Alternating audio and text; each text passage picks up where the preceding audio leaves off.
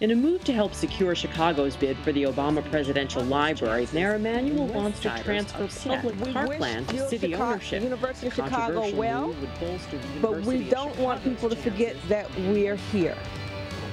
We have a 23-acre site right behind us. There are no issues of site control. The only thing we need is for Mayor Emanuel to call a hearing. The race for mayor and the State of the Union's in Chicago. Mayor Emanuel lands endorsements from firefighters and laborers, while a police union says the mayor is lashing out at them because they endorsed a challenger. Renewed calls for an elected school board in Chicago. The current board, appointed by the mayor, has come under fire for voting to close schools and cut budgets. I think it has the potential to be a good idea. I would be concerned as to how money would influence those elections if they were an elected school board, but I think that the people should have a say in who's on the school board. The Bears caught a fox. After a disappointing season, the Chicago Bears shook up the front office. Can new head coach John Fox get the team back on track? In some respects, I think they're kind of following the Blackhawks' lead on this, where you see the Hawks and now the Cubs and the Sox have taken some measures, and the Bears are just following suit. So maybe there's a sense of excellence around here in sports that we haven't seen in a long time. Speaking of excellence, this week our starting lineup is Joan Esposito, partner at J2SC.com, television and radio host Siki Felix, and radio talk show host Dan Proft. Thank you all for joining us today. Thank you. Now, this week the mayor unveiled his plans to transfer 20 acres of public parkland to the city to raise Chicago's odds of getting the Obama Presidential Library built here. Joan, is this the right thing to do? Well, it's interesting. The Friends of the Parks says it sets a dangerous precedent for other communities.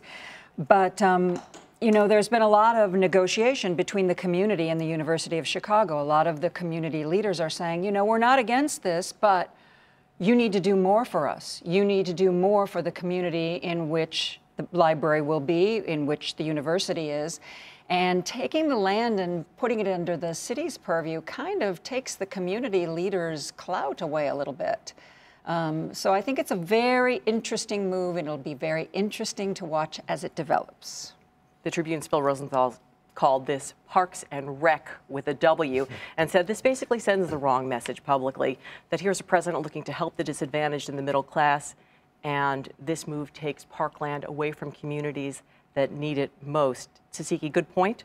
I agree with that up to a certain level, but we're talking about from 3 to 5 acres. We're not talking about 20 acres of a library. So it's a minimal comparison to whatever part's going to be lost from the park district. I will think that it wouldn't be a problem, from my perspective, to see the library built on 3 to 5 acres, or the most to 5, as long as we're keeping some areas that are green, even if that takes a little bit of the park district. Yeah, I'll tell you what, I mean, it is very interesting to me. I support the Obama Library being built in Honolulu.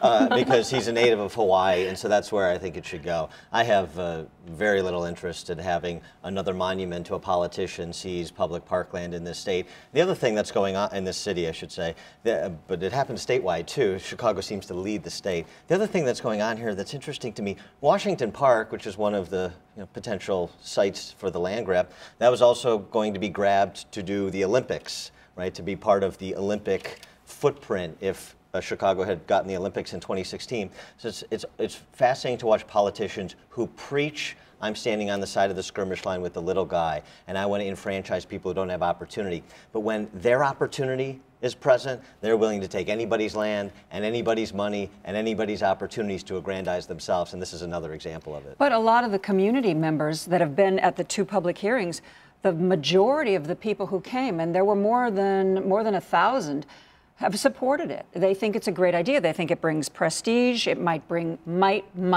some jobs. Might bring a boost to the economy on the South Side. But it's a misdirection play. Yeah, you'll get a few more tourists. Yeah, you'll have some temporary construction jobs. But we're talking about a city that is hollowing out, where middle-income families cannot live here. You've got the downtown area that generates about 60% of the city's revenue, and then you've got what's happening, outside of 3 wards in Streeterville, the Gold Coast, Lincoln Park, maybe a little bit in terms of the Bucktown area. Outside of that, you've got a city that is withering on the vine, which is why Chicago has the lowest population it has enjoyed since 1920. That's not because this is a place people are flocking to. It's because it's a place people are fleeing because you can't make it make financial sense to be here unless you're killing it. And there's just not enough people that are killing it economically. And therefore, a library built in Chicago will be much better than being built in Honolulu, where we don't live. I'll tell you what. I'll check in with the Obama Library online. There's this new thing called the internet, so I'm really not sure why we're building libraries at all. Well, talking about the wider implications politically of this library, it is an election year. Mayor Rahm Emanuel has made it clear that he really wants this library built in his city. How big of an embarrassment would it be to him and to his campaign, frankly, if it went to Hawaii or New York? Oh, I mean, that is way down the list of embarrassments that Rahm Emanuel has foisted upon the city. To me, the mayor's job, the first job of any unit of government at any level, is to provide for the physical security of your constituents. That is what is embarrassing to me about the Emanuel administration. He hasn't done it. Chicago is leading the nation in violent crime. We have a higher incidence, a higher murder per capita rate in this city than LA and New York combined. That's an embarrassment. What's happening in terms of not educating the majority of 400,000 kids in the Chicago public school system, that's an embarrassment. The financial mess that the city of Chicago is in while Mayor Emanuel continues to bend over to the public sector unions, that's an embarrassment. Well, that's exactly where we're headed next, but take a look at the wider race for mayor here. The mayor got an endorsement from Chicago Firefighters Union this past week. He also, his super PAC got $100,000 from a laborers union. Both of those unions endorsed Gary Chico last election. Joan, how big of a victory is this for the mayor? Well, it's certainly a step forward for him, but remember, he's also got a problem with the police sergeants who are threatening to sue him. They are in support of Bob Fioretti, and they feel that they're being retaliated against, that the lieutenant's exam is being pushed back because they came out in support of Bob Fioretti. Rahm's relationships with the unions are better than they were. Can we say that? if we can, yeah.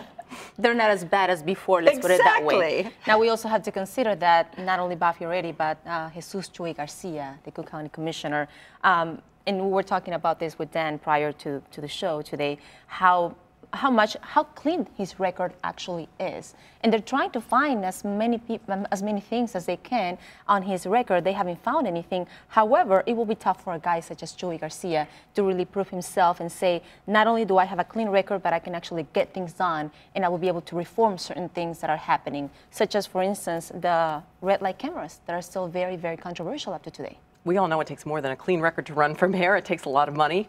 Mayor Emanuel has about $11 million in his war chest. He's got 4 challengers.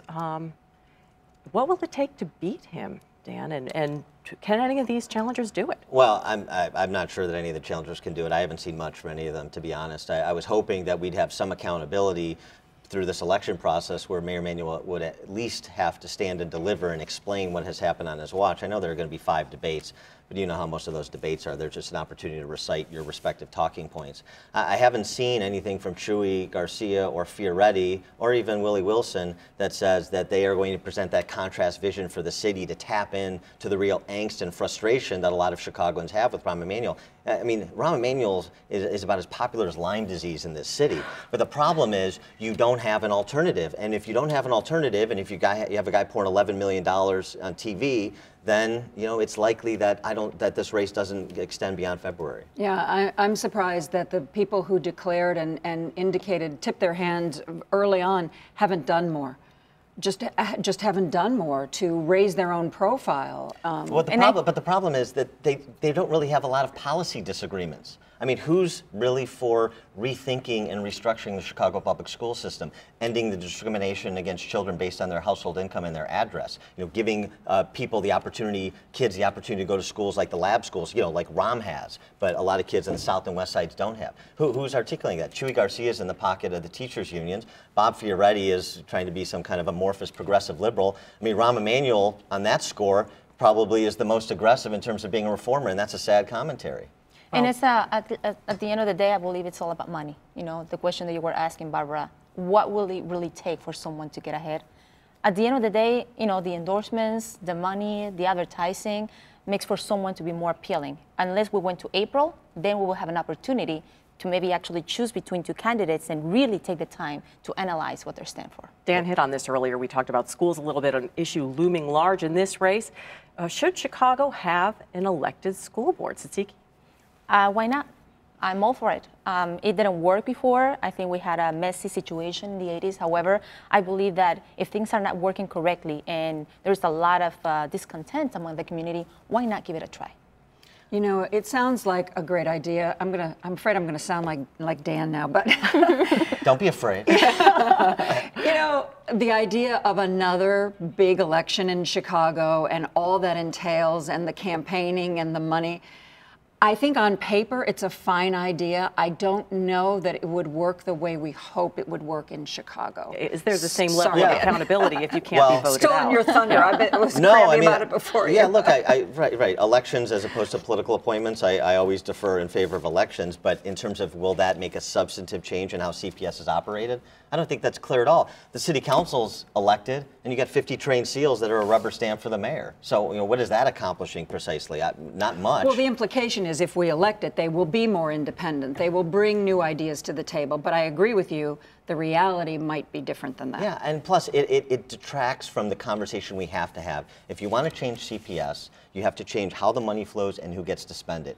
Because if the city of Chicago and the state of Illinois are going to keep funding that centralized bureaucracy that Larry Massal referred to in the last segment as looking at $1 billion operating deficit next fiscal year, if they're going to keep funding that centralized bureaucracy and not investing in actual children, be input focused instead of output focused and child centered, then we're going to continue to not educate children like we have not educated them for the last 50 years. You're calling it bureaucracy. That is exactly what we're trying to avoid. By trying to get an elected board, school board, we wouldn't have that. Well, the only way you don't... We've got to switch gears here. Sure, we have one topic and a bit of time. We heard some unfamiliar sounds out of Hallis Hall, optimism.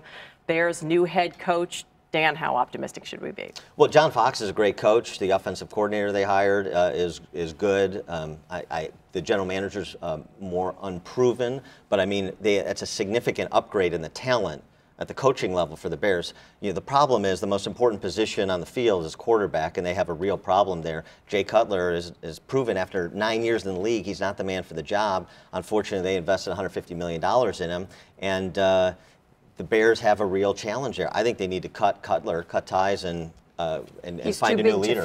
Yeah. He's too big to fail. Yeah. They put so much money in it already. $15 million a year. We'd like to thank our guests, Joan Esposito, Tsatsiki Felix, and Dan Proft.